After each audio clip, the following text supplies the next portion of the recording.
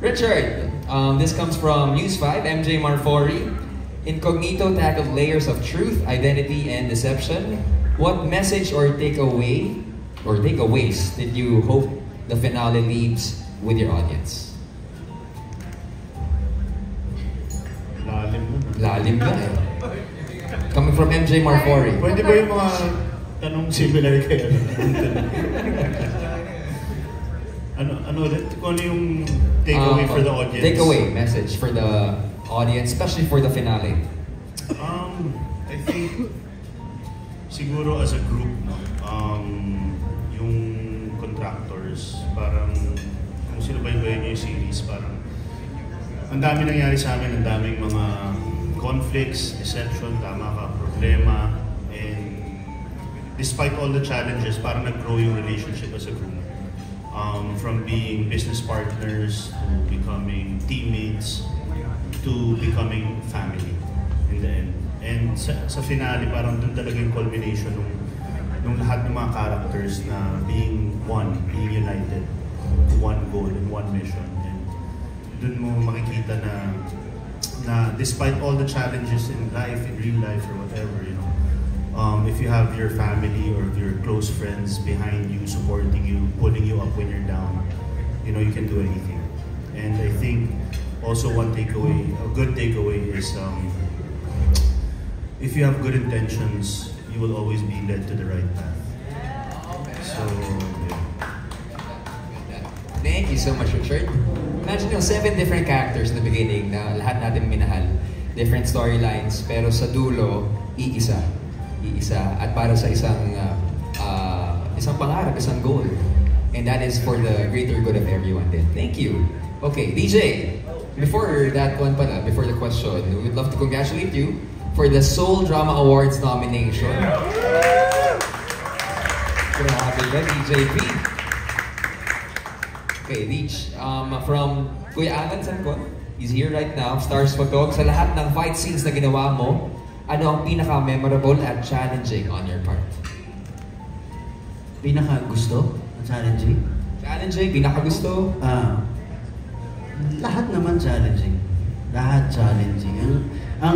Siguro ang pinaka-memorable na lang is siyempre yung una at yung huli. Diba? Yung first fight ko sa tren, memorable sa akin yun. At dahil yun ang unang saba ko, tapos si Derek talagang pinarusahan agad ako doon sa... First fight scene ko yun, tapos kalabang ko, ilan ba yung Derek? 10 na lang. Siyempre, di ba, ang hirap ng choreo at yung mga ganun. Papagod din. And yung huli kong fight scene, iba rin yun. So, yun ang kailangan nilang abangan din siguro. At lahat kami, nakaabang na talaga. Ang ganda talaga, sobra. Ng paano ba? Mission na yun. The final mission happening in Marawi. Thank you so much, Daniel. Direct Lester. Question coming from Mika Geronimo of Cine Hub. Since all of you were able to work with international and regional teams throughout the show, was there ever any sort of cultural exchange that you witnessed or had an impact on you? Medyo marami yun. Each and every different country, each production team, each action team, they have their own way of doing things, they have their own culture na natutunan namin. But one remarkable thing that I admire are the Japanese, especially the action team of the Japanese, because we were shooting -10 and they are not properly covered for the winter, but they don't they're used to shooting big budget films and big Hollywood films, but sa atin syempre our production is not Hollywood, so they don't complain, they're always there, they show up, they deliver what is needed of them. So it's very inspiring to see them like that. No complaint, just kung ano yung kailangan, gagawin nila, they deliver it. So marami kaming natutunan that way with the Japanese action team. And then I'm proud naman with the Europeans, when they see us Filipinos do our action, na tutuwa sila, na admire sila, and they would like to learn from us naman. So that's something that is a proud moment for every one of us. It's so rich, no? Not just the locations, the culture, the history, everything. Lalo na for this particular final mission. Best thing about the natutunan nyo para sa final mission? Sa final mission kasi, when we were in Marawi, we are supported by the Task Force Marawi, the soldiers, and those people who really, those heroes that really defended our freedom. And they are there with us while we are shooting, so we get a lot of actual tips, actual technique, actual situation on how things are really happening. It helped us a lot in doing it. So, big thanks to Task Force Marawi for helping us and supporting us all the way. Thank you so much, Direk. Actually, we got this last question for our business unit head, Ms. Des. Talking about milestones. Actually, in fact, this is one of the biggest milestones to create a stellar cast. Perfect for the show, on and off cam. Pero para sa inyo, Ms. Des, what is the biggest milestone Incognito has ever achieved? Sarap sagutin, Robby. Actually, every after a cycle or a mission, sa hirap ng pinagdadaanan namin, feeling ko lagi, wow, milestone. Pero seriously,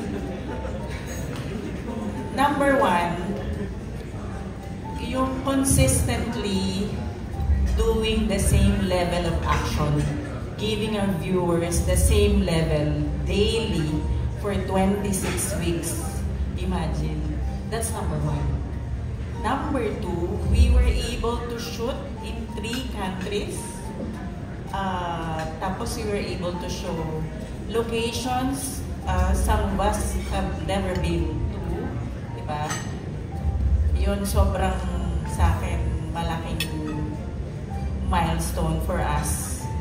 And number 3, ito yung kanina pa sinasabi ni Robby. Siguro, it is very rare that we are able to create something, a franchise like Incognito, which for me is really worthy of a spin-offs and season 2. Kasi sa dami nang nagsasabi sa akin at pag nagbabasa ako ng comments, I think milestone yun. Yun lang. At dahil dyan, special shout out sa buong production, sa crew, sa cast, sa stunt team namin, sa post-production, crew, promo team, and yung cameraman namin, action cameraman namin, most of them are here. Thank you, thank you, thank you. We appreciate everybody. Thank you. Maraming salamat po. Alam niyo kung yung first word na narinig ko from this side, no? Nakakakilig. Kinikilig lahat sa mga sinabi na. Thank you so much for those words, Ms. Des. And speaking of pasasalamat, why don't we continue this series of pasasalamat coming from the cast, no? Sir Henry. Maraming salamat po. Simula sinamahan niyo kami at hanggang dulo po. Hopefully kasama namin kayo. Maraming salamat. Marami pa kayong aabangang twist and turns sa story. Thank you. Thank you so much for this creative input na binigay mo para sa para sa pagbuo nitong napakagandang series na ito. Direk Lester.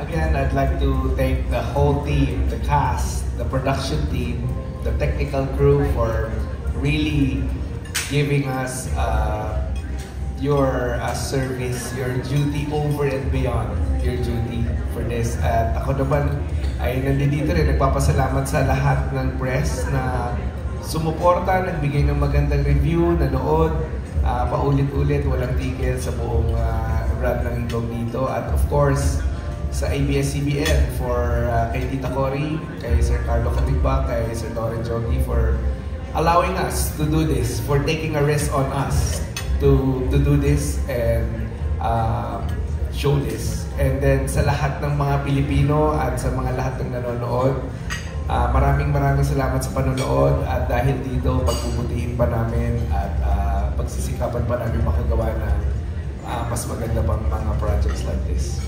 Thank you, Direk. Speaking of missions, this is Maris. Okay, we'll get to Maris in just a bit. This is really a mission completed, no? In the service of the Filipino worldwide. At yan talagang ipinapakita at patuloy na pinapakita actually na Incognito. Baron. Again, thank you everyone. We'll see you soon. Very grateful sa inyo lahat. Thank you. See you very soon. Kyla. Thank you everybody for being here. And thank you sa lahat ng sumuporta ni Incognito since the beginning, since our first mission. Grabe, parang kailan lang first mission pa lang namin sa El Nido. So maraming salamat po. Direk, Vizdes, of course Direk Henry, yung buo ng Star Creatives, mahal namin kayo. Thank you so much. Salamat sa pagmamahal sa mga characters namin. And it was such a pleasure to be Max and him. So, thank you. You felt that one. Thank you. Heartfelt message. Thank you. Anthony. Direk Hen, thank you po. And sorry ulit kung nahirapan kayo sa story. And then maraming salamat po sa lahat ng mga sumusuporta po ng Incognito. Sa lahat po ng mga kapamilya ko na nanonood din, mga kamag-anak. Kasi syempre, ang dami talaga eh. Alam mo yun, yung mga nanay na mahilig sa kay Tomas. And Direk, maraming salamat din po, Chang. And sa lahat po ng mga bumubuo ng Incognito, sa stand team natin, sa cameraman. Hindi po namin magagawa ito kung kulang-kulang kami at wala kayong lahat. And ayun nga po, maraming salamat. And okay na, may season 2 naman daw, sabi ni Chang. Ayos! Okay. Sabi niya na eh, okay na yun, close na yun. Wala na yan. Black off na yun. Black off na yun. Thank you guys. Thank you, Anthony. Actually, it has been an action-packed series, emotional roller coaster ride. You can feel all the emotions right now, especially right now. Maurice. Sorry, medyo na-stun ako at nung nagpasalamat si Changdes sa mga tao behind the camera. Sobrang